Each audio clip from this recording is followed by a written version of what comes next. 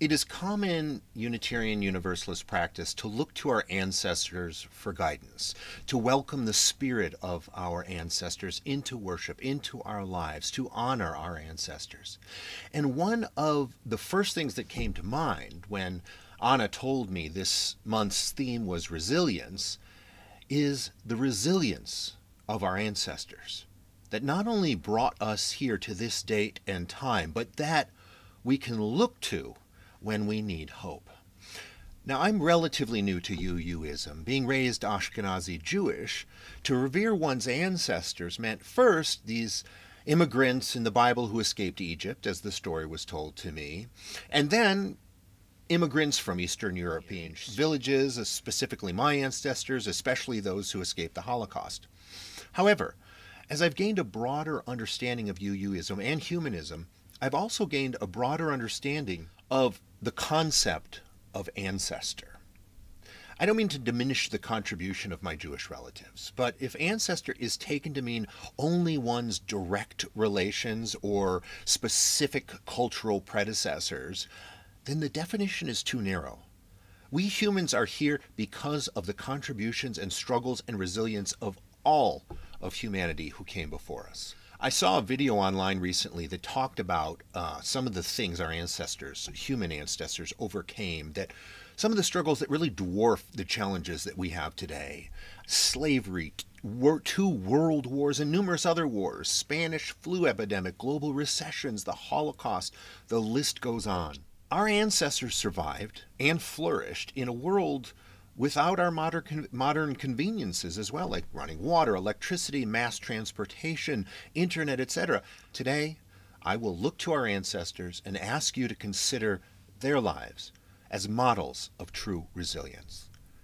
Now, the past week specifically has brought to mind the name Lewis for obvious reasons. And I'd like to elaborate today also about the resilience of our ancestors by talking about four people named Lewis. The first is me, Joshua Lewis Berg.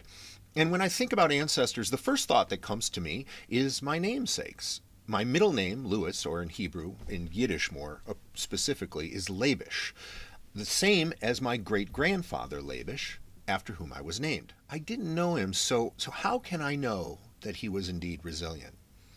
Well, I talked to my mom first, thinking I could find some info that would give people hope in this strange time, info about my grandfather's life.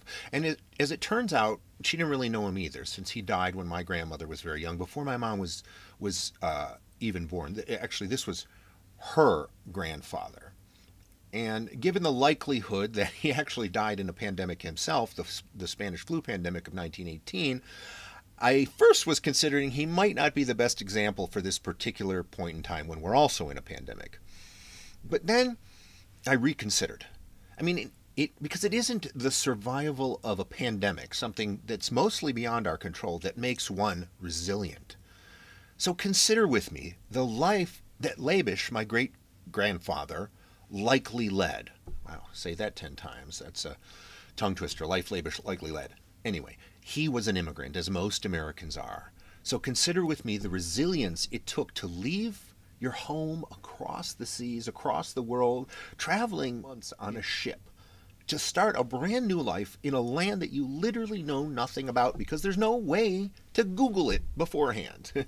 So today, you see, we would hop on a plane having planned out our entire trip in detail on our computer or on some app, being in touch with people in the new place in real time, not waiting months for a letter or telegraph. We would have money relatively safely stashed up in the digital cloud in ones and zeros on our credit card. We wouldn't have our life savings, as he probably did, in our pockets, risking mugging at any moment. We would have endless details about the place where we were going because we would have researched it first and what we would do, more extensively than he could have possibly. Around the beginning of the 20th century, changing your life in the manner that my great-grandfather Labish did, and so many other immigrants did, was exponentially more fraught with risk and with danger. I just have to imagine myself in place of my great-grandfather, considering and respecting the struggles he must have overcome, and I immediately have more confidence in human resilience, including my own.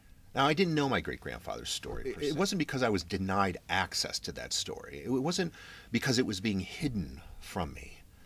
Unfortunately, too many essential stories of our ancestors with lessons to teach that are vital to our success as a human race, too many of these stories have been obfuscated, hidden, even erased altogether from our collective memory in order to paint a false narrative, to rewrite, to whitewash history. The history of our country specifically has been diluted, misrepresented for too long in order to lift up certain things and purposefully delete other essential truths. And I'm speaking, of course, of the history of our black indigenous people of color ancestors. I am white. I'm culturally Jewish by birth, but my life is no less influenced, and arguably more influenced, by the lives and the resilience of people of all backgrounds. Our Universalist theology and our UU values, including the inherent worth and dignity of every person, a free and responsible search for truth and meaning, and the respect for the interdependent web of all existence of which we are a part, compels us to lift up the stories of our BIPOC ancestors, compels us to uncover history that has been hidden for too long, history that describes the actual birth of our nation, that teaches us true resilience. It'll be a challenge since much of it has been erased, but it is a challenge we must set the example of undertaking with absolute conviction, and especially if we're talking about true resilience. And that brings me to the other two Lewises I'm going to talk about. Today, I'll speak first about one person who is not written into many history books, not spoken of often, if at all, a name I'm fairly confident few, if any of you, will even know. I know I didn't. Her name was Edmonia Lewis, also known by her indigenous name, Wildfire. Now, unfortunately, I won't have time today in this sermon to go into Edmonia's entire story, but I encourage all of you to do research about her. I'll tell you the basics, however. That's all we need to get a sense of her incredible resilience. She was born at the beginning of Jim Crow. Her father was Haitian.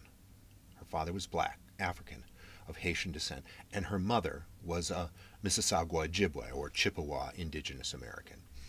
She attended Oberlin College, supported by her brother Samuel, who had become successful mining gold in the West. And she studied art there at Oberlin. She became successful herself, first selling busts of famous abolitionists and celebrated military men, including John Brown, Colonel Robert Gould Shaw, and others. And she went on to become a renowned sculptress, one of the most renowned of her time and all time, taught and supported by some of the most famous artists, abolitionists, and art patrons of the day. Lewis practiced art in Boston and eventually in Rome. She was talented and successful, and at the pinnacle of her career, her 3,015-pound sculpture, The Death of Cleopatra, was featured in the 1876 Centennial Exposition in Philadelphia, and she was also commissioned by President Ulysses S. Grant to create his portrait, amongst other accolades and amazing works that she did. Edmonia Lewis left us with some of the most amazing, lauded American works of sculpture. So it seems at first glance that resilience may come from loving support that she had, mentorship that she had, talent that she had, and frankly, luck that she had. And that is part of resilience. It can come from these things, and we all should do accountings of the support we have in our lives and accountings of the talents and use them to their full potential. But Edmonia's story, told from another perspective, sheds an entirely different light on her true resilience. Her parents both died when she was 9. Consider losing both your parents at that age and the resilience it takes to move on from that. She grew up, as I said, at the beginning of Jim Crow, where she was not only treated as a second-class citizen for the color of her skin, but also for her gender. Consider with me the resilience it took to live and work to achieve the success she and her brother did under these extreme conditions. She studied at Oberlin College, as I said, but few colleges at that time admitted women, and Oberlin was one of probably the only institutions, if not the only one, to admit people of color. So consider with me the resilience it took to even think about attending college with that immense obstacle. And while at Oberlin, she was falsely accused of poisoning 3 white women, and she was beaten by local white townspeople within an inch of her life. She didn't do the deed, by the way. The accusation was racially motivated and she was eventually acquitted. But consider with me the fear and the pain and the trauma endured by this traumatic event, and the prospect of another beating at each turn of her life. How much resilience must it have taken to then return to school and renew her drive to become a successful sculptress? Edmonia Wildfire Lewis displayed a resilience against forces those of us with privilege today can't even fathom. She came back from every challenge to seek out the support and love she needed to bolster her resilience and to continue trusting in her talent and following her dream of becoming an artist. Consider with me the resilience it took even to chase such a dream of success in a field considered the domain almost exclusively, especially at that time, of white males. White males were sculptors. Consider how that resilience led to a featured place in the 1876 World Exposition where featuring a female artist was unheard of, but a female artist of color was just inconceivable. And yet she was featured. What resilience that took. So I'd like to play a recording that my friend, the actress Chandra Wilson, you may know as Dr. Bailey in Grey's Anatomy, she did of some of the few words we actually know are Edmonia's. Sometimes the times were dark and the outlook was lonesome, but where there is a will, there is a way. I pitched in and dug at my work until now I am where I am. It was hard work, though, but with color and sex against me, I've achieved success. This is what I'll tell my people whenever I meet them. That they must not be discouraged, but work ahead until the world is bound to respect them for what they have accomplished. So how is Edmonia's story of resilience lost to history? How do we not know the name Edmonia Lewis when we talk about famous sculptors or famous Americans? How is this amazing story of resilience not told over and over? You Google famous sculptors, you'll find Picasso, Michelangelo, Rodin, Da Vinci, more modern sculptors like Koons or Hirst, mostly white men. There are a few women, but you probably never heard their names. They're rarely spoken outside of the art world, including Louise Josephine Bourgeois, Barbara Hepworth, Rachel Whiteread, but the list does not include anywhere near the top or anywhere even close to the top or the middle, if at all. I mean, not even include a single person of color, let alone a woman of color. Where is Edmonia Lewis?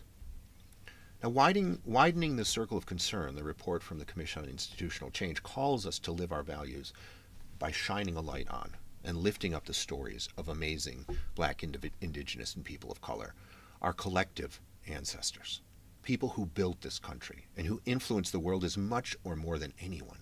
We can't have true equitable treatment today, a truly equitable society, without an honest accounting of our history.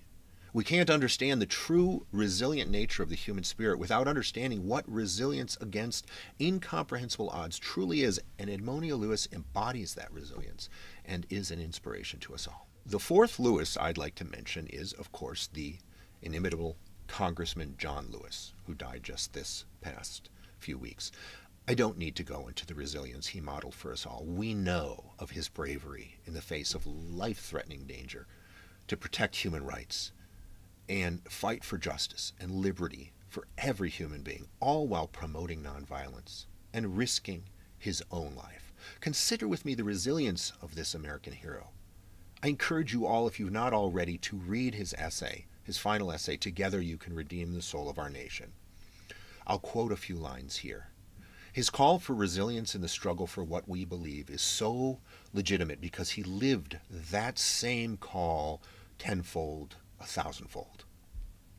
He wrote, "Though I am gone, I urge you to answer the highest call of your heart and stand up for what you truly believe."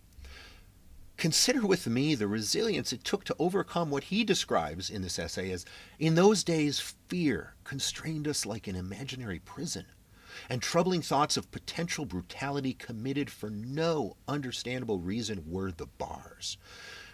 Though I was surrounded by two loving parents, plenty of brothers, sisters, and cousins, their love could not protect me from the unholy oppression waiting just outside that family circle.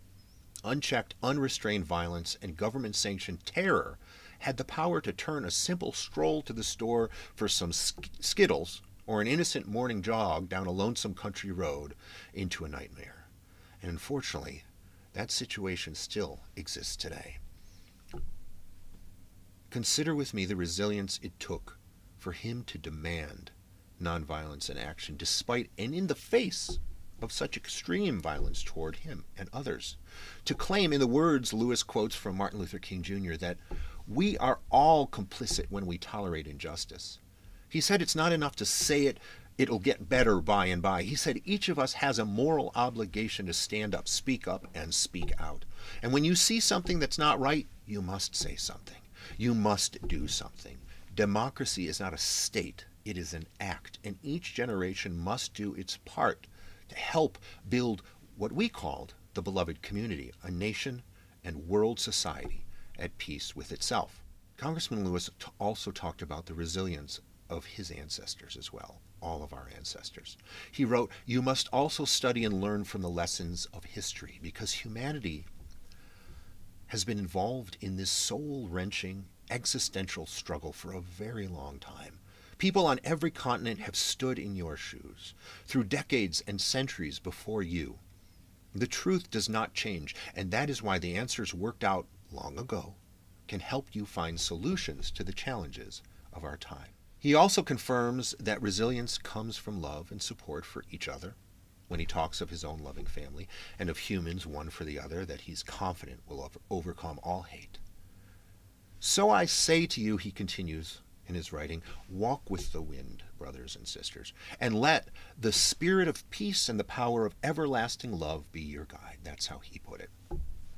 Our duty today is also to pass on that resilience to future generations by modeling and by telling the stories of our ancestors. Our duty is to uncover the true stories of resilience, like that of Labish, my great-grandfather, like that of Edmonia Lewis, that have been hidden for too long. Our duty is to tell and retell and retell and retell the stories of the likes of the Honorable John Lewis, that they may never be obscured. And our duty is to live as models of what human resilience truly is.